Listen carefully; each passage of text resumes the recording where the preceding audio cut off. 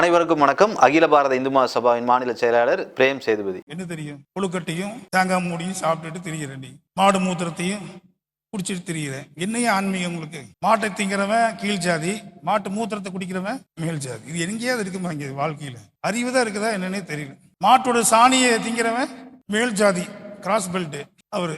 அப்புறம் அந்த சாணி வருது இல்லை, அந்த மாடு அது திங்கிறவன் கீழ் ஜாதியா? இது என்ன தெரியல. உலகத்துல ஒரு மலத்தை திங்கிற ஒரே ஒரு இனம் எங்க இருக்குன்னா அங்கேதான் இருக்கு. உலகத்துல எந்த இனமும் ஒரு மலத்தை திங்குமா? அங்கே இந்தியாவில் மட்டும்தான் அந்த மலத்தை திங்கு அந்த மூத்திரத்தை குடிக்கிறான். இப்படி போட்ட ஒரு கேவலமான ஒரு இனத்தை இந்த இந்தியாவில் வைத்துக் கொண்டு அவன் சொல்றான், நான் தான் உலகத்திலே நான் பிரம்மாவின் தலையிலிருந்து வந்தேங்கிறேன். தலையிலிருந்து வந்தவன் எதுக்குள்ள கீழே இருக்கிற தின்னுட்டு இருக்கிறேன்னு?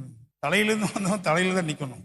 இவன் போய் பின்னாடியே நிற்கிறான். நம்ம எல்லாம் மாட்டுக்கு முன்னாடி நிற்போம். இவன் மாட்டுக்கு வாழை தூக்கிதான், எப்படா வாழை தூக்குன்னு பார்த்துட்டே இருக்கிறான். வாழை தூக்கணும்னு கடந்த மாதம் 16ஆம் தேதி ஒரு ஞாயிற்றுக்கிழமை அன்னைக்கு கோவை மாவட்டத்தில் இருக்கக்கூடிய CSI இமானுவேல் சர்ச், அந்த சர்ச்சுடைய ஃபாதர் பிரின்ஸ் கேல்வின் என்பவர். இப்ப சர்ச்சுக்கு ஞாயிற்றுக்கிழமை எதுக்கு போறாங்க? அந்த இருக்கக்கூடிய இறைவனை பத்தி தெரிஞ்சுக்கவும், இறைவன் முன்னாடி நாம எப்படி நல்லொழுக்கங்களை கடைபிடிக்கணும்னு சொல்லி தெரிஞ்சுக்கிறதுக்காக சர்ச்சுக்கு போவாங்க. ஆனா அங்க இருக்கக்கூடிய ஃபாதர் என்ன பண்றாருன்னா, மற்ற மதங்களை விமர்சிச்சு இந்து தர்மத்தையும் இந்து மதத்தையும் விமர்சிச்சு அந்த ஃபாதர் காமெடி பண்ணிட்டு இருக்காரு. குறிப்பா அந்த ஃபாதர் என்ன சொல்றாருன்னா, மாட்டு மூத்திரமெல்லாம் குடிக்கிறவன் மேல் ஜாதியாமா, மாட்டுக்கறி திங்கிறவன் கீழ் ஜாதியாமா அப்படின்னு சொல்லி இந்து தர்மத்தை பத்தி விமர்சிக்கிறாரு. உலகத்திலேயே ஆட்சி செய்யறது இஸ்ரவேல் மதம், இன்னொன்னு இப்ராஹிம் மதம் அப்படின்னு சொல்லி சொல்றாரு. சனாதன தர்மத்தை விமர்சிக்கிறாரு. ஆனா இந்த இரு மதங்களும் தோன்றுவதற்கு முன்னாடி தோன்றிய மதம் தான் இந்த சனாதனம். அது எப்ப யார் தோற்றுவித்தார்னு தெரியாது, அதனுடைய ஸ்தாபகர் யாருன்னு தெரியாது. ஆனா இந்த இரு தர்மத்திற்கும் ஸ்தாபகர் யாருன்னு நல்லபடியா தெரியும். அதுதான் இயற்கை. நாம எந்த மதத்தையும் விமர்சிக்கிறது கிடையாது. அவங்கவுங்க மதத்தை அவங்கவுங்க பின்பற்றிட்டு போகணும்னு சொல்லிதான் எங்க அமைப்புல இருக்கக்கூடிய எங்க பகவத்கீதையில அதுதான் சொல்றாங்க. நீ எந்த இறைவனை நீ எந்த ரூபத்தில் வணங்கினாலும் அது என்னையே சாரும் சொல்லி பகவத்கீதையில கிருஷ்ண பெருமான் தெளிவா சொல்றாங்க. ஆனா இந்த பைத்தியக்கார ஃபாதர் பாத்தீங்கன்னா, மலத்தை திங்கக்கூடியவன் எல்லாம் மனிதனா அப்படிங்கிறாரு. அந்த ஃபாதருக்கு தெரியல, இன்னைக்கு பல செப்டிக் டேங்க் ரோட்டுக்குள்ள ஓடிட்டு இருக்கிறதெல்லாம் அந்த மலத்தை அள்ளிட்டு போய் உரமா வயல்ல கொட்டி அதுல விளையிற அரிசியை தான் நீயும் நானும் சாப்பிட்றோம், அதுல விளையக்கூடிய பருப்பை தான் நீயும் நானும் சாப்பிட்றோம்னு தெரிய மாட்டேங்குது. அந்த இறைவனோட படைப்பை பாருங்களேன். மலம் மலம் மலம் தின்பன்னு நீ சொல்ற இல்லையா, அந்த மலத்தை கூட உரமாக்கி அந்த உணவை திங்க வைக்கிறான். அப்ப அவனுடைய இயற்கையை நாம எந்த அளவுக்கு நேசிக்கணும், அவனை எந்த அளவுக்கு மதிக்கணும். அவனை நீ விமர்சிக்கிற, உன்னுடைய தனிப்பட்ட இதை நான் விமர்சிக்கலாமா? யோசிச்சு பாரு. இந்து தர்மத்தில் இருக்கக்கூடிய நாம மாற்று மதத்தை சார்ந்த ஒரு இஸ்லாமிய மதமாகட்டும், இல்ல கிறிஸ்துவ மதமாகட்டும், இல்ல ஜெயின மதமாகட்டும், ஒரு சீக்கிய மதமாகட்டும், இது போன்ற மதங்களை நாம விமர்சிச்சோம்னா எனிமிட்டியை தூண்டும் வகையில பேசிட்டாங்க, அதனால இது 153A/1/ல வரும், இல்லைன்னா 505/2ல ரிமாண்ட் பண்ணுவோம் அப்படின்னு சொல்றாங்க. இது ஒரு ஜனநாயக நாடு. இந்த ஜனநாயக நாட்டுல யார் எந்த மதத்தை விமர்சிச்சாலும் அவர்களுக்கு இதுதான் சட்டம். ஆனா நம்ம ஃபாதரை மட்டும் வழக்கு பதிஞ்சு வெளியே விட்டுறாங்க. என்னங்க வழக்கு பதிஞ்சு வெளியே விட்டுட்டீங்கன்னு கேட்டா,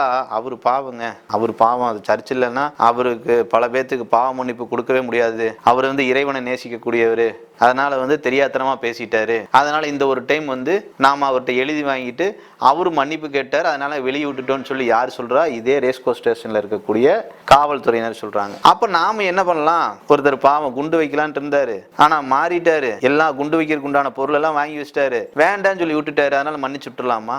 சொல்லுங்க. ஒரு போக்சோ குற்றவாளி இருக்கான், ஒரு 6 வயசு பொண்ணை கற்பழிக்கலான்ட்டு போனா, அதுக்குள்ள மனம் திருந்திட்டான் அப்படின்னு சொல்லி விட்டுற முடியுமா? எதுக்கு என்ன தண்டனை வழங்கணுமோ அதுக்கு அந்த தண்டனையே கொடுத்தே ஆகணும். பாவம் என்ன பண்றது? இன்னைக்கு இருக்கக்கூடிய திராவிட மாடல் அரசு அவர்களுக்கு அந்த சலுகை தருது. இன்னைக்கு பள்ளிக்கூடம் போனோம்னா இஜாப் அணியலாம், அது தவறு இல்லை. ஆனா ஒரு இந்து மாணவன் கையில ஒரு மஞ்சள் கயிறோ சிகப்பு கயிறோ நெத்தியில திருநீர் அணியிறது தவறு, தப்புங்கிறான். ஒரு கிறிஸ்துவ மாணவன் கழுத்துல சிலுவை அணியலான்னு சொல்றான். இதெல்லாம் யாரு கொடுக்குற இடம்? என்ன பண்றது? இது போலதான் நடக்குது. நம்ம அநேகமா அனைத்து கோயில்கள்லயும் பிரசாதம் இனிப்பா கொடுக்கறதுக்கு உப்புல கொடுக்கணும். அப்பதான் எல்லா இந்துக்களுக்கும் உணர்வு ரோசம் வரும். ஓ, நம்மளைத்தான் விமர்சிக்கிறான், பாவம் இவங்க என்ன நினைச்சுக்கிறாங்க, யாரையோ தானே சொல்றாங்க, யாரையோ விமர்சிக்கிறாங்கன்னு நினைச்சிட்டு மேம்போக்கா இருக்காங்க. தயவு செய்து இனியெல்லாம் கோயில ஏன் நம்ம சொல்றோம்னு கேட்டீங்கன்னு வைங்களேன், இவங்களுடைய முதல் டார்கெட் ஐயர் தான் இருக்கு. கேட்டா பார்ப்பனன், வந்தேரி, அதுல வேற குறிப்பா இந்த ஐயர் சமுதாயத்தை வந்து கிராஸ் பெல்ட் போட்டவன் சொல்லி விமர்சிக்கிறாரு. நாங்க அவரை வந்து பாவாடை போட்டவர், அந்த போட்டவரை போட்டு நாங்க விமர்சிக்க விரும்பல, அப்படி சொல்லவும் விரும்பல. பாவம் யாரோ என்னமோ பேசிட்டு போட்டோம். இந்த ஃபாதருக்கு என்ன வேலை? இந்து தர்மத்தை பத்தி எதுக்காக அவர் அங்க பேச வேண்டிய தேவை இருக்கு? சிந்திச்சு பாருங்க. இந்த ஃபாதரியர்களுக்குலாம் என்ன பிரச்சனைனே தெரிய மாட்டேங்குது. இந்த இந்திய தேசத்தின் மீதும் இந்து மத தர்மத்தின் மீதும். அப்படித்தான் கடந்த ஒரு சில வருடங்களுக்கு முன்பாக ஒரு ஃபாதரியார் சொல்றாரு, நான் ஏன் தெரியுங்களா ஷூவை போட்டு போறேன், ஏன்னா பாரத மாதான்னு சொல்றவங்க மேல பல எச்சங்கள் இருக்கும், பல குப்பைகள் இருக்கும், அந்த குப்பைகளை நான் மிதித்து விடக்கூடாதுங்கிறதுக்காக நான் ஷூக்களை அணிகின்றேன் அப்படின்னு ஒரு முட்டாள் ஃபாதரியார் சொல்றான். சனாதனத்தை விமர்சிக்கிறான். இவங்களுக்குலாம் என்ன பிரச்சனைனே புரிய மாட்டேங்குது. இதே வந்து நாம வந்து மாற்று மத கடவுள்களை விமர்சிச்சிருந்தா இந்த அரசாங்கம் ஏத்துக்குமா? சிந்திச்சு பாருங்க. நம்ம மேல வழக்கு பதிவு செஞ்சு இன்னைக்கு நம்மளை வந்து குண்டர் சட்டத்தில் அடைச்சிருப்பாங்க. ஆனா இவர்கள் மீது எந்த விதமான சட்டமும் பாயவில்லை. இவர்களை வந்து அனுமதிச்சு மன்னிப்பு கடிதத்தை பெற்றுக்கொண்டு விட்டுறாங்க. அதுவும் குறிப்பா இந்த பார்ப்பனர்களை மட்டும் விமர்சிக்கிறது என்ன ஒரு கொடுமைனே புரியல. யோசிச்சு பாருங்க, சிந்திச்சு பாருங்க. ஒரு சர்ச்சில் ஒரு ஃபாதரியார் வந்து சொல்றாரு, ஏன் தெரியுமா இங்கு மத மாற்றம் அதிகமாக நடைபெறவில்லை, ஏனென்றால் எங்களுக்கு வருமானம் வரவில்லை அப்படின்னு சொல்றாங்க. அதே போல இன்னொரு மத போதகர் சொல்றாரு, ஒரு நெல்லை விதைத்தால் ஒரு அரிசியை தான் அறுவடை செய்ய முடியும், அதுபோல உங்களால் எவ்வளவு இயன்றுகிறதோ அத்தனை செல்வங்களையும் அத்தனை பணத்தையும் கொண்டு வந்து கொட்டுங்கள், நாங்கள் மத மாற்றத்தை பெருக்குகின்றோம் பகிரங்கமா சொல்றாங்க. ஆனா இவர்கள் தனக்கு கிடைக்கக்கூடிய சொற்ப வருமானம் வெறும் 2000 3000 வச்சு அந்தந்த கோயில்ல சரிவர நெய் கிடைக்கிறது இல்லை, எண்ணெய் கிடைக்கிறது இல்லை, திருநீர் இருக்கிறது இல்லை, எல்லாத்தையும் இவங்க கை காசு போட்டு சனாதனத்தை காக்கின்றார். இவர்களும் ஒரு போல ஒரு விதத்தில் நமக்கு கடவுள்கள் போல. இப்ப சர்ச் ஃபாதர் என்ன சொல்றாங்க, சர்ச்சில் இருக்கக்கூடிய இயேசுநாதருக்கு அடுத்தபடியா நாம இவரை தான் மரியாதையுடன் ரொம்பவும் நம்ம வந்து நேசிக்கிறோம், வழிபாடு நடத்தும். ஏன், எதுக்காக? ஏன்னா இவர்கள் வந்து உண்மையாக இருப்பார்கள், வெண்மை உடைய மனதில் கொண்டவர்களாக இருப்பார்கள், அதனாலதான் வெண்ணிற ஆடையை அணிகின்றார்கள். பார்த்தோம்னா